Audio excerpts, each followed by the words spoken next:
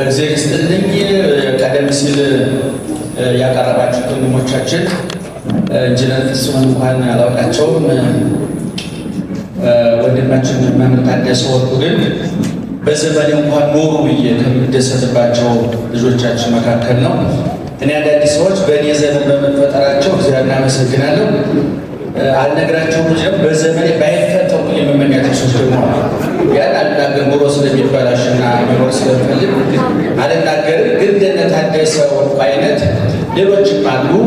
በእውነት እምነት ያላቸው ያነበቡ የሚናገሩትን የሚያውቁ እምነት ከእውቀት የተጋባላቸው በእምነትና በእውቀት ጋብቻ ደግሞ በጎ ሕሊና ማፍራት የቻሉ በጣም ወዳቸው ሰዎች አሉና ታደሰ በዛ አጋጣሚ በጣም እንደምወድ መናገር እፈልጋለሁ። የሜና ጤና ይስጥልን።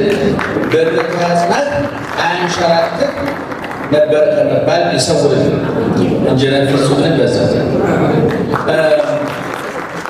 እኔ ስለ ስም ፍካሬ ስም ተብሎ መጽሐፉ ተደውሎ ሲነገረኝ ብዙ ነገር ነው ያሰብኩት። እንደሚታወቀው ስም ቅድም እንደተነገረው የብዙ ነገር መመሪያ ነው፣ የብዙ ነገር መገለጫ። ሶስት ነገሮች ዓለም ላይ ትልቅ ትርጉም አላቸው። ቁጥር፣ ፊደልና ስም ማለት ነው። እንግዲህ ስም የፊደል ጥርቅም ነው፣ የፊደል ስብስብ ነው። ቁጥር ደግሞ ዓለምን የቀየረ ነው። ዛሬ አንድ ሜሞሪ ወይም አንድ ሲዲ ጃፓን ቢመረትና የሚሞሪው መገልገያ ከአሜሪካ ቢመጣ እዚህ ሀገር ስንገጥሞ ያገለግላል። ምክንያቱም የጋራ የሆነ የቁጥር ስታንዳርድ ተሰርቶለት ያገለግላል። የዓለም ተስማምቶበት ማለት አንድና አንድ ስንደምር ሁለት ብሎ ተስማምቷል ማለት ይሄ ስምምነት ውጤት ነው። የሆነ ጊዜ ተነስቶ አንድና አንድ እኮ 10 ነው ቢል መልካም ነው። ይሄ መጥፎ አይደለም። እንደየመረጡ እንጠቀምበት እና ስም ቀላል ነገር አለ። ለምሳሌ መኪና፣ ሰው፣ እህል የወል ስሞች አሉ። ለምሳሌ መኪና ገዛ ገሌ ሲባል ወደ ዝርዝሩ ሲገባ ብዙ ነገር አለ። እንግዲህ ትንሽ መኪና ማለት ትልቁ መኪና አለ። ሰው ሲባል አየለ ከበደም ሰው ነው። መቼም ስም ይውረድና ማርያምም ሰው ናት። እንግዲህ ሌላ ቋንቋ እስከምናገኝላት ድረስ እና ስም ቀላል ነገር አይደለም። ቅድም እንደተባለው ደግሞ በነገረ ሃይማኖት፣ በነገረ ተዋህዶ፣ በነገረ ስጋዊ ትምህርታችን ዓለምን ያናወጠ የቀየረ አጋንንትን የቀጠቀጠ ሰማይ ምድርን ያናወጠ አለትን ተራራውን ያቀለጠ የሰዎችን ፍጹም ስር ነቀል ለውጥ በእኛ ላይ ያመጣው ደግሞ ኢየሱስ የምንለው ደግሞ ገናና ስም አለ፣ ዘላለማዊ ስም አለ እና እንግዲህ ሰዎች የከበረ ስም ስለወጣላቸው ይከብራሉ ነው? ሰዎች ተጣጣው ስማቸውን ያስከብሩታል ነው ጥያቄ።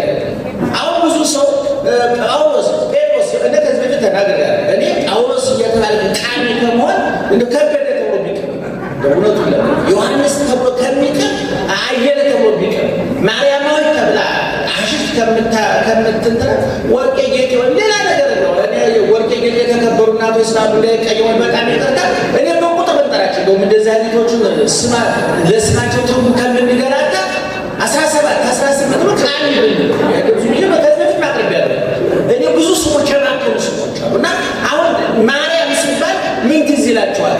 ንጽህና፣ ድንግልና፣ ታማኝነት፣ ታዛዥነት ከቤተልሔም ዋሻ እስከ ቀራንዮ አደባባይ ያ ሁሉ የመከራው እርጅብኝ ሲወርድባት ያላጉረመረመች ያልተከፋች ሁሉን በሆዷ ችላ ታግሳ እግዚአብሔር ሰውን ለማዳን ሲወስን ከሰው መካከል ከማን ጋር ሐሳቤን ልካፈል ብሎ እግዚአብሔር ነጸረ ኩሎ ዓለመ ወይረከበ ማርያም ዘከማይ እመ እግዚአብሔር ነጸረ ምስራቅ ወምዕራብ ሰሜነ ወደቡበ አስተንፈሰ ወአጽየነወ ከምስራቅ እስከ ምዕራብ ከሰሜን እስከ ደቡብ ከላይ እስከ ታች ከሰው እስከ መላእክት ቢያሻትት ቢፈልግ አይኑ ያረፈው ማን ላይ ነው? ድንግል ማርያም ላይ እና ማርያም ሲባል ቅድም እንደነገርኳችሁ እኔ ማርያም ሲባል አንድ ነገር ብቻ ነው የሚታይ፣ ሁሉም ነገር ነው የሚታይ። ማርያም ሲባል ሐዲስ ኪዳን ይታየኛል። ማርያም ሲባል ጥምቀቱ፣ ትንሣኤው፣ ልደቱ፣ ቡሄው አረደ ሁሉም ነገር ይታየኛል። እውነቱን ለመናገር ይሄ ስሙ አስቀድሞ የነበረ የማርያም እህትን ማርያም ትባል ነበር። ኤርትራ ሲሻገሩ ከበሮ ከመምታት ያለፈ ትርጉም አላመጣችም። እኔ እየነቀፍኩ አይደለም። ነገር ግን ኋላ መታ ድንግል ማርያም በፊት የነበሩትን ማርያሞችን ከእሷ በኋላ አንተ ዝም በል በጅምላ ከሆነ አበዱ ነው እስካሁን ቤት ያወሰዱን እኮ በውስጣችን ስላበደ ነው። በውስጣችን ሁላችን በግልጽ ታውቃላችሁ። ግን እስካሁን እግዚአብሔር ይመስገን ፍሬም በመስል አልተጋለጥም እና እንዲህ በጋራ ከወራን አብደዋል ስለሚሉን አታው አሁን እያወራው ስለሆነ ማለት ነው። ደህና መሻችሁ እና እኔ ጳውሎስ ያ ሰርጊዮስ ጳውሎስ እኮ ቅዱስ ጳውሎስን ሲያየው ኢየሱስ ስሙ ከብዶት ነበር። ይህ ስም ከብዶኝ ነበር፣ አይገባኝም ነበር። እንዲያውም ይህ ስም የሚገባ ለአንተ ነው ብሎ አበረከተለት ይላል። ቅድም ወንድማችን እንደነገረ አብርሃም የነበረው አብርሃም፣ ሳራ የነበረችው ሳራ፣ ያዕቆብ የነበረው እስራኤል ተብሎ ታላቁ ገናናው ስም ዓለምን የሚንጠው የሚያናውጠው በሃይማኖት በኩል ድንግል ማርያምን ያስገኘ ክርስቶስን ያስገኘ በሳይንሱ በቴክኖሎጂ በጠቅላላ ጥቂቱ ነው እንደ ጨው ጣል እየተደረጉ ዓለምን የሚያጣፍጡት እስራኤላውያን የዚህ ውብ ስም ውጤቶች ናቸው። እና ስም ቀላል ነገር እኔ አሁን ጊዮርጊስ ሲባል ምን ይታያቸዋል? ለምሳሌ በጣም ይቅርታና ሜሲ ሲባል ምን ይታያቸው ወጣቶች? እንግዲህ ሜሲ ሲባል ጸሎት ትዝ ካላቸው ጤነኞች አላቸው። ሜሲ ሲባል ትዝ የሚለው ኳስ ማለት ነው። ሮናልዶ ሲባል ትዝ የሚለው ኳስ ነው። ሂትለር ሲባል ትዝ የሚለን ነገር አለ። እነ እንትና ሲባሉ ትዝ የሚሉ ሰዎች አሉ አይደል? የከፉ የመጥፎ አላያ ክፉዎች። በእውነቱ ሰይጣን ዓመት ፈቃድ ቢወስድ አረኛ ወክለን እንሰራለን አረፍት ጨምር ይላል። ክፉ ሰዎች አሉ። እነዚህ ሰዎችም ስም አላቸው እና የረከሰ የቆሸሸ እነሱ ያረከሱ ያቆሸሹ ስም አለ። ድንግል ማርያምን ጨምሮ ቅዱሳን አባቶቻችን ግን የሰው ስም አስከበሩ። አሁን ቅድም እንዳልኳቸው ማርያም ሲባል አፍ የሚሞላ ልብን የሚያሳርፍ ቅድም እንዳልኩት ሐዲስ ኪዳን 27ቱ ሐዲስ ኪዳን 7ቱ ምስጢራተ ቤተ ክርስቲያን 5ቱ ምስጢራተ አዕማደ ምስጢር ጻድቃን ቅዱሳን በዓለም ላይ ያሉት አብያተ ክርስቲያናት ከመጀመሪያው ፓትርያርክ ከቅዱስ ጴጥሮስ ጀምሮ እስካሁን እስከ ብፁዕ ወቅዱስ አቡነ ማትያስ ድረስ እነዚህ ሁሉ ማርያም ከሚለው ስም የተፈጠሩ ናቸው። ይህን በግልጽ መናገር እንፈልጋለን። የያገነን የጨመርን አይደለም።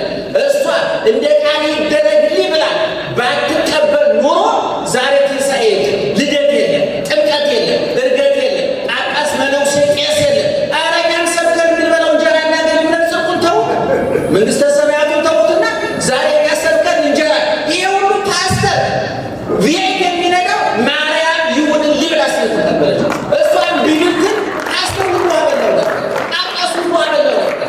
ይሄ ሁሉ መነኩሴ እየተከበረ የኖረው ማርያም እንደ ቃል ይሁንልኝ ብላ የቅዱስ ገብርኤል ንግግር እሺ ብላ በመጠሩ ይህ ስም አስከብረዋለች፣ አስፈቅደዋለች ማለት ነው። ስለዚህ እኔ ሌሎችም ቅዱሳን አርሴማ ሲባልኛ አሁን ብዙ ጊዜ አርሴማ ወይ መልከ መልካም ሴቶች ወይ ዘመናዊ ሴቶች አወጣሁት። አርሴማ ሲባል ጸጉረ ረጅም ሴት ትዝ ልትል ይችላል። ምክንያቱም የምታውቃት ጸጉረ ረጅም አርሴማ፣ እኛ ደግሞ የምናውቃት አርሴማ ሀሳበ ረጅም አርሴማ ውበቱ አፍንጫዋ ስንደብሮስ የሆነ ብቻ ሰው እምነቷ ያማረ የውጭም የውስጥም ውበት ከላይ ላይነቃ ያማረች ከውስጥም ለልቡና ያማረች በሀሳብሽም ድንግል ነሽ በስጋሽ ድንግል ማለት በቤታችንን ውብ ነሽ አለ።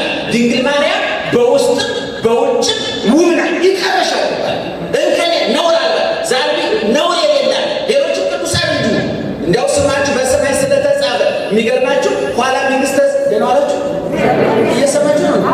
አዛኝ በርስ እሺ። እና አሁን በዮሐንስ ራእይ ምዕራፍ 21 ላይ መንግስተ ሰማያት ዮሐንስ ወንጌላዊ እየዞረ ሲጎበኝ መንግስተ ሰማያት 12 በር አላት እና ቀጥሎ ያለው በጣም የሚገርመኝ በሮቹ ሁሉ ስትዞሩ ኢየሱስ ክርስቶስ አማኑኤል መድኃኒዓለም የሚል ስም እኔ ዛሬ እነ ጴጥሮስ ያንቋሸሻችሁ እነ ጴጥሮስ ለጳውሎስ ያንቋሸሻችሁ አያማልዱም እያላችሁ የደነፋችሁ ሰዎች ኋላ መንግስተ ሰማያት ስትገቡ ወይ አትገቡም። ለካ እኛ የምናውቃቸው ነን የምንገቡ። ሌላ በነገራችን ላይ ከተዋህዶ ሃይማኖት ውጭ ማንም አይጻፍም። ይህ ማመን አለ ብቸኛ ምን በቀደም በሚዲያ ተናግሬያለሁ። እኔ ብቸኛ የመጽደቂያ መንገድ ናት የማምነው ተዋህዶ ሃይማኖትን ነው። እናቱን ከነ ልጁ አስተባብራ አስማምታ የያዘች ጌታውን ለሱ ቦታውን የሰጠች ለቅዱሳን ቦታ የሰጠች ኦርቶዶክሳዊ ተዋህዶ ቤተክርስቲያን መንግስተ ሰማያት ወንጌላዊ ዮሐንስ እየዞረ ሲጎበኝ የጴጥሮስ በር፣ የዮሐንስ በር፣ የያዕቆብ በር፣ እንደገና ከታች መሰረቱ ደግሞ የ12ቱ ነገደ እስራኤል ስም ተጽፎበት ይሄ መጽሐፍ ቅዱስ ነው የሚለው። ከመጽሐፍ ቅዱስ አዲስ ኪዳን፣ ከአዲስ ኪዳንም የመጨረሻው መጽሐፈ ራእየ ዮሐንስ የሚባል መጽሐፍ ነው። ስለዚህ ቅዱሳን ስማቸው በሰማይ የተጻፈ ዋጋ ስሙ ስለወጣላቸው አይደለም፣ ለወጣላቸው ስም ዋጋ ስለከፈሉበት። እንደዚህ ብሎ ጴጥሮስ ጳውሎስ ተብሎ ቢቀር ኑሮ የመንደር ስሙ ነው ይቀር ነበር፣ የሰፈር ስሙ ነው ይቀር ነበር። ለምሳሌ ኢየሱስ የሚለው ስም እኮ ረቂቅ መለኮትና ግዙፍ ስጋ፣ ሕያው መለኮትና ሟች ስጋ፣ ዘላለማዊ መለኮትና ጊዜያዊ ስጋ ሲዋሃድ በሁለቱ ተቃራኒ ብሎ አይገጣቸው ፍጹም የማይገናኙ ባህሪያት ሲገናኙ ሲዋሃዱ በድንግል ማርያም ማኅፀን ከሁለት አካል አንድ አካል ከሁለት ባህሪ አንድ ባህሪ ሁነው በድንግል ማርያም ማኅፀን ይህ መድኃኒት ሲቀመም መለኮትና ስጋ ተዋህደው መድኃኒቱ ሲቀመም የድንግል ማርያም ማኅፀን የዘላለማዊ መድኃኒታቸው ፋብሪካ ሆኖ ሲቀመም መድኃኒቱ 9 ወር ከ5 ቀን ለምርት ሲበቃ ያ መድኃኒት ምን የሚል ስም ወጣለ? ኢየሱስ የሚል ስም ወጣለ። የኢየሱስ ክርስቶስ ስሞች አራት ነገር ያንጸባርቃል። አንደኛ የባህሪውን ርቀት፣ ሁለተኛ የፍቅሩን ጥልቀት፣ ሶስተኛ የክብሩን ምጥቀት፣ አራተኛ የስራውን አይነተ ብዙነት ያሳያል። ዝም ብሎ እንደ ጋራ መጠሪያ አይደለም። ወጸብሖ ስመ ዘያቢ በማስማቲሆሙ ለመላእክት ከገብርኤል ከሚካኤል ስም የበለጠ የሚካኤል የገብርኤል ስም ክብር ያገኘው፣ የድንግል ማርያም ስም ክብር ያገኘው፣ የጻድቃን የቅዱሳን ስም ክብር ያገኘው መንጠልጠያ መጻፊያ መሰረት ስላገኘው የስሞች ሁሉ ስም ኢየሱስ ነው። የስሞች ሁሉ ስም የበላይ ኢየሱስ ነው። ይህን ስም ከአቤል ጀምሮ እስከ ዕለተ ምጽአት የሚነሱ ጻድቃን ቅዱሳን መላእክት ስም ቢጨፈለቅ እንኳን አንዷን ፊደል መተካት አይችልም። ይህን ኦርቶዶክሳዊ ተዋሕዶ ቤተክርስቲያን ይህን ነው የምታስተምረው። ይህ ስም ከሁሉም በላይ ተሰብኮለታል፣ ተዘምሮለታል። አንድነት ሦስትነቱ ተሰብኮበታል።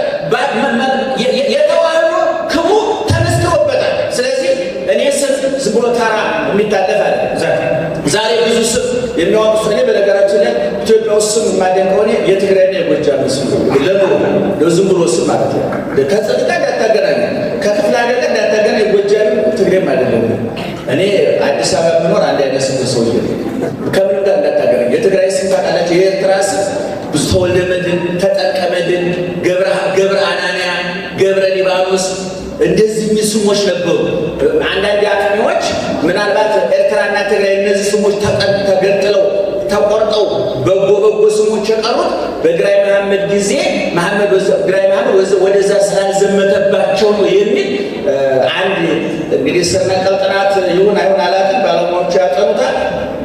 እዛ ጋር ያልተጠና ችግር የለም፣ መፍትሄ የሌለው ችግር ነው እንጂ ሁሉ ነገር ተጠንቷል። ያልተጠና በሽታ ያልተጠና ችግር የለም፣ ግን መድኃኒት መፍትሄ በየመስሪያ ቤቱ ተጠንቶ ችግራችሁ ፋይል አጣቦ ተቀምጦ ግን መፍትሄ እግዚአብሔር ይመስገን አንድ ቀን ይመጣል። እና ለምሳሌ ጎጃም ስም ሲያወጣ የጎጃም ሰው ኑሮውን የልጁን ስም ስትሰሙ አባት ያለፈበትን መከራ ታውቁታላችሁ፣ እናት ያለፈችበትን መከራ ታውቁታላችሁ። ቢያልፍልኝ ቢያድግልኝ ሲሉ እናቶቻችን ዝም ብሏል። ቢያድግልኝ አሁን እኔ በእውነቱ ለመናገር እኔ በግደ መጽሐፍ ቅዱስ ስም ሰው መውጣት ያለበት የሚል ጽንፍ የነካ እንትን የለም።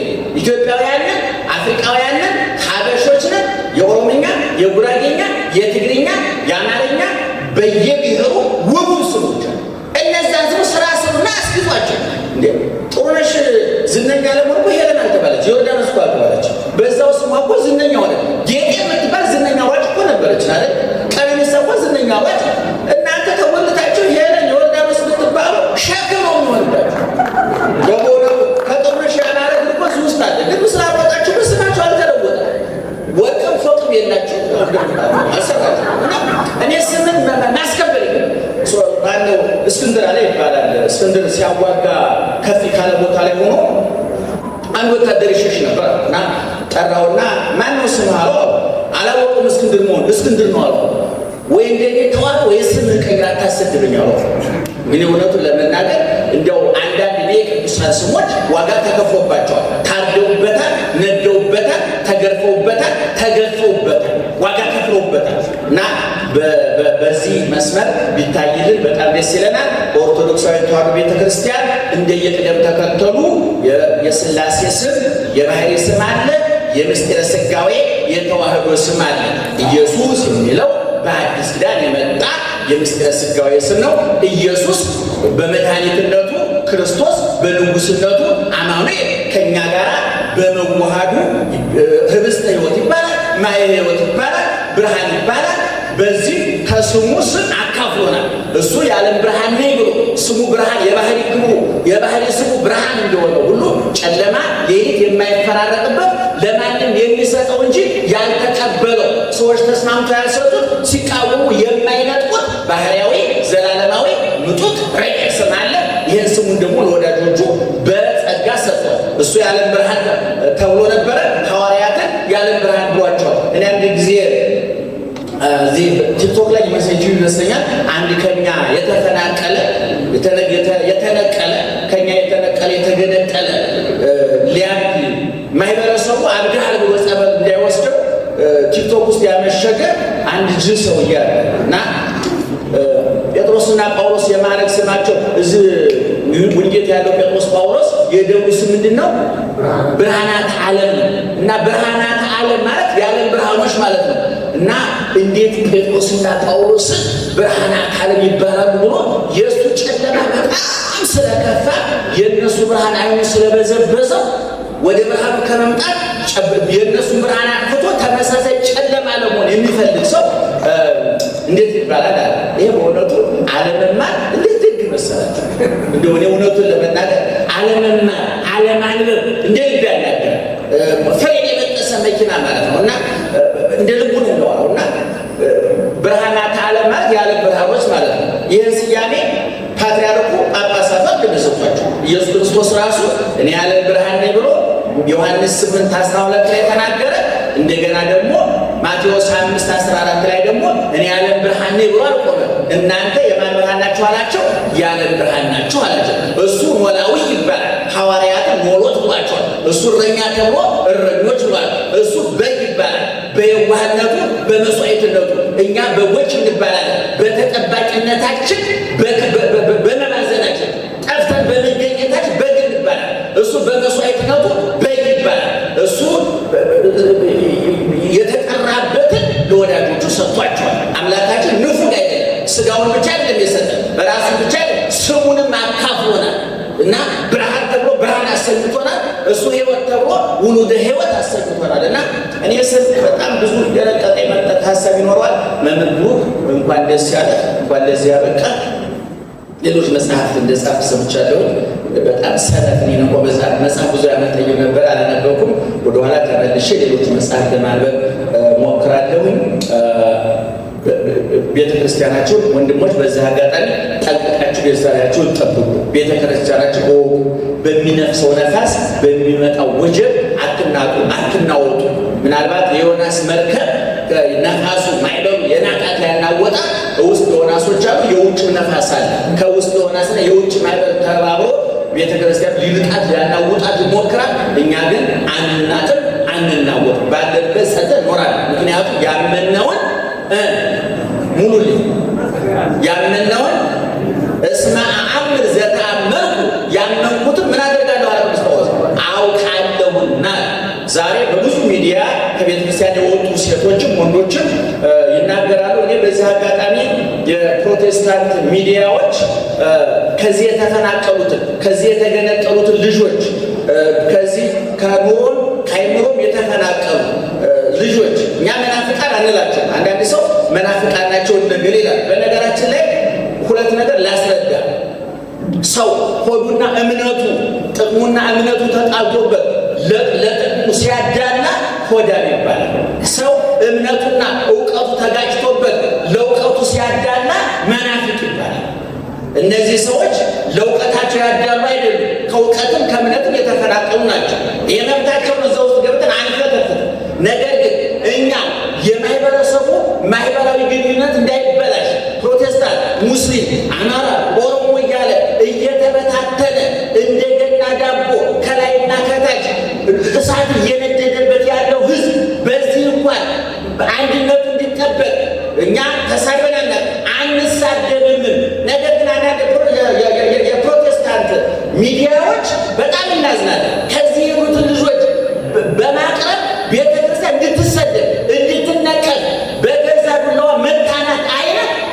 ሲጠቀሙ ይሰማል። እኔ በእውነቱ በዚህ በኩል መንግስትም ጥንቃቄ ቢያደርግ ኃይል ሌሎችነቱ ሲሰደድ ሲቋሸሽ ዝም ባይባል ይሄ አብሮ ለመኖር ከመፈለግ ህይወት እንዳይበላሽ ማህበራዊ እንዳይቃወስ ህዝባችን ሌሎቹ አክቲቪስቱ ፖለቲከኛው የሚያንሰው የሚጠብሰው የሚያንገላታው ሳያስ ተጨማሪ ሰዓት አናነግም ብለን እንጂ እንሳደብካል ረጅም ምላስ በቅስ ይባል ናደዋ አመስግኑልን በደንብ ለክቡር መጋቤ ሐዲስ እሸቱ አለማየሁ ቃለ ሕይወት ያሰማልን፣ በዕድሜ በጤና ይጠብቅልን። በእውነት ክቡር መጋቤ ሐዲስ እሸቱ አገር ውስጥ ካሉና አገልጋዮች መርሃ ግብር ካላቸው በፍጹም መጥተው ሳያበረታቱ ሄደው አያውቁም። ብዙ ጊዜ መርሃ ግብር ስመራ አገኛቸዋለሁኝና በእውነት እንዲህ አይነት ፍቅረ ቢጽ ያላቸው ተወዳጁ አባታችን መጋቢያችን ክቡር መጋቤ ሐዲስ መምህር እሸቱ አለማየሁን በዕድሜ በጤና ይጠብቅልን።